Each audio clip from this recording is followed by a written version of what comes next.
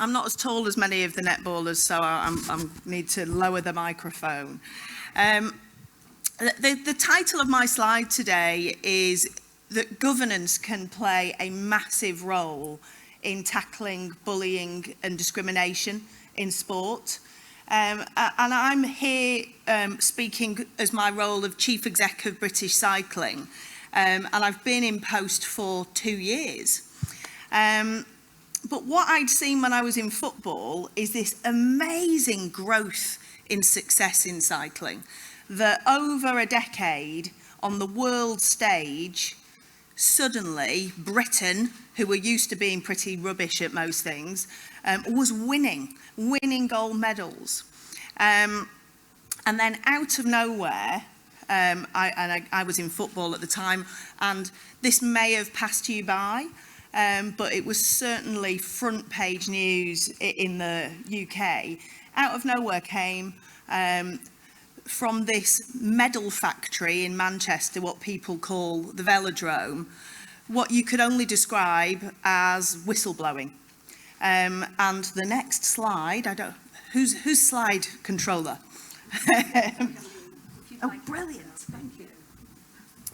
So, what you can only describe as whistleblowing, where some of our talented riders, rather than speak to their coach, raise it to the chief executive, raise it with the board, felt that their only redress was to go to the newspapers.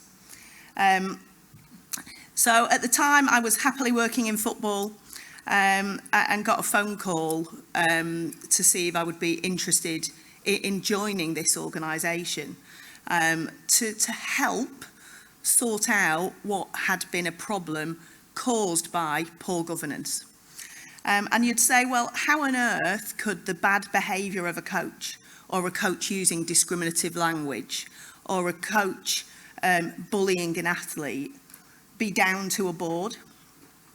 And what we found was by commissioning an independent review, so UK Sport and British Cycling brought in a panel of independent experts, actually led by the chair of British Rowing, Anne-Marie Phelps, to have a real deep dive into the culture of the high performance team at British Cycling.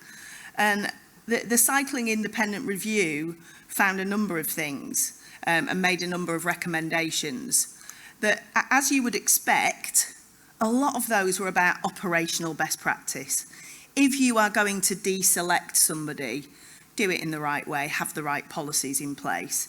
If you are going to change somebody's funding agreement, then make sure that that is done in the right way. It also had a lot of recommendations around that athlete's whole life experience, and that, there are some key trigger points that all of you working in high performance sport know, that there are times around when an athlete is inducted into your sport, and you've got a real opportunity to make that agreement with them.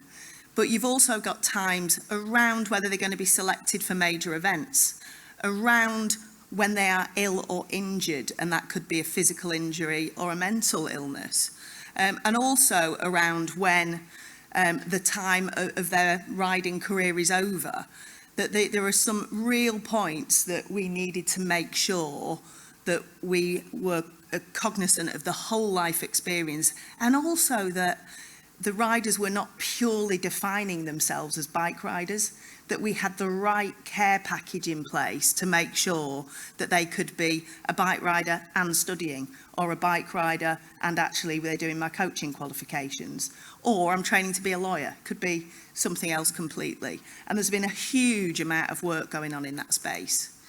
There were also, as you would expect, recommendations around the culture, the value and the behaviours going on in the organisation.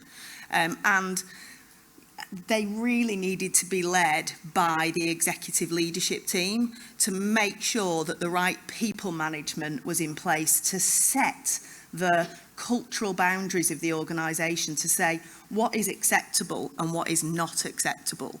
and that needed to be really backed up with a performance management framework. And I don't know whether it's the same in netball, but a lot of our riders go into coaching. So a lot of our coaching staff had come through that same system, and their cultural norms had been informed by the way they were coached. And so you have this real need to support your coaches to get that cultural change, because they may feel that some of the challenging, what they were calling high performance language, was the way they were coached, and to actually understand that that is not acceptable, and that you can actually speak to somebody and have a tough conversation about performance in a different way has needed us to support a whole generation of coaches who've come up from being riders themselves. But finally, there was a big area of recommendations to say that this was coming from the top. And that is why I would urge all of you who may think that if you are sat around a board table, that what impact can you have on the bad behaviour of a coach?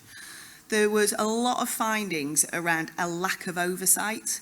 And how did we get there? Nobody was bad people. That we had a lot of really passionate volunteers who over decades had given their time to cycling. They'd ridden themselves, they'd raced themselves, and they had been elected by their peers onto the board. And what that meant was they were fans of the sport. And so as the sport had become more successful on the world stage, they were so invested in that success that they could turn a blind eye to bad behaviour because we were winning.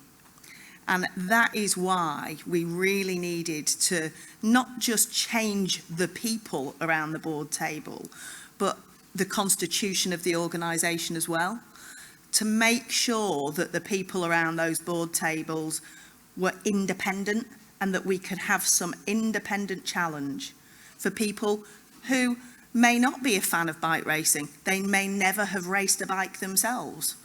It's important to us that they have an interest and a passion for it, but they may be lawyers, accountants, but to bring that independence into how are we measuring people's performance? How do we know that people are behaving in the way we would hope? How do we know that our athletes are being treated in the right way? And that curiosity that comes from not being too invested in the sport, I think has been absolutely essential. That has probably been the most challenging thing to change, because when you have passionate volunteers who have given 30 years to bike racing, as a volunteer, our board positions are not remunerated, to then say, actually, we need some fresh people in, but we want to keep and retain and value their experience, has been a real challenge. So, you know, it's really important, and I hope if you take one thing away, it's that the board and the way you govern your sport in your country can have a massive impact on your reputation at the sharp end. We are now 2 years into implementing these changes, and if I could share with you any of the things that has brought, that independent oversight. It's really refreshing in board meetings to have people challenging the status quo and to have language being used about, it's brilliant that we're winning, but are we winning in the right way? It's brought in an enhanced calibre of support. People that are fans of cycling and may never have raced their bike, but they happen to be a highly qualified doctor or accountant, and because we were historically had a board that was created of some very similar people who had come from a very similar background, predominantly men's road racing, it's really upped the calibre of thought around the board table. And with that, it has brought diversity. Not just diversity in what people may think of the traditional senses of gender and race, but it's also brought a real diversity of thought. So there isn't a groupthink around the table. And bike racing is not just about road racing. We have BMX, we have mountain biking, we have downhill mountain biking, we have freestyle park. And so we had whole members of our community who were not represented in the way that we governed our sport. And it's really brought some good diversity to the table. And it's made us, you know, there was a real worry that if we moved away from being win, win, win, that we would become an unattractive employer because the cachet around the medal factory was seen as so strong. But it's actually, in terms of tracking how attractive we are to talent, and I mean talent at every level. If we advertised for an administrator tomorrow, the number of applicants and from a more diverse background, people who historically thought, oh, that's all about Lycra, it's not for me. And it's made us more attractive to talent. But the key, if any of you are not convinced that good governance can have a real impact, if you ignore it, you cease to be investable. Investable by sponsors, investable by your government. That enhanced governance has made us confident to go and seek investment, knowing that we're doing things the right way and we can be trusted with that investment. So if I could pass on some lessons along the way, it's, you know, a cliche, but it's a journey, not a destination. We're 2 years in, we will never be finished. So it's really about a cycle of continuous improvement, looking at our skills as a board. How do we need to improve? How well are we communicating? What training do we need? And the change is really hard. So I think it's sort of buckle up, but it's absolutely worth it. And why is it hard? It's because there are some really knowledgeable people who are maybe not the best people to govern your sport, but you want to keep them invested and passionate.